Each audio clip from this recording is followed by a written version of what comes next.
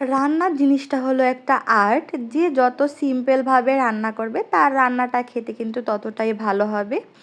সরিষার তেলের ভিতর দারচিনি, এলাচি আর বেশি করে কেটে রাখা পেঁয়াজ কাটা দিয়ে তার ভিতরে আদা বাটা, রসুন বাটা, জিরে বাটা, মরিচের গুঁড়া, হলুদের গুঁড়া আর লবণ দিয়ে এটাকে একটু সুন্দর করে কষাতে হবে।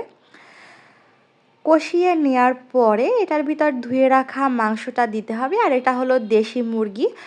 মুরগিটা একটু সুন্দরভাবে সময় নিয়ে কষালে তাহলে রান্নার কালারটা দেখতে খুব সুন্দর হয় আর খেতেও অনেক মজা হয়। এখন মাংসের মশলা আর একটুখানি গরম মশলার গুঁড়ি দিয়ে দিতে হবে। এরপর মাংসটা কষিয়ে কষিয়ে এক পাশে রান্না হতে থাকবে আর অন্য পাশে টাকি মাছ ভাজা হচ্ছে, কারণ এটা দিয়ে আজকে ভর্তা বানানো হবে। এখন মাংসের ভিতর আলু দিয়ে আর গরম পানি দিয়ে দিতে হবে।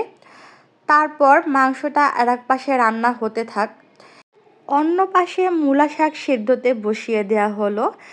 আর রান্না করা হচ্ছে আজকে পুঁটি মাছ, কারণ আমার শাশুড়ির এই মাছটা খুব পছন্দ। এর ভিতরে ধনেপাতা দিয়ে মাখো মাখো করে রান্না করা শেষ হয়ে গেল। এখন মূলা শাকটাকে বাগার দেওয়া হবে।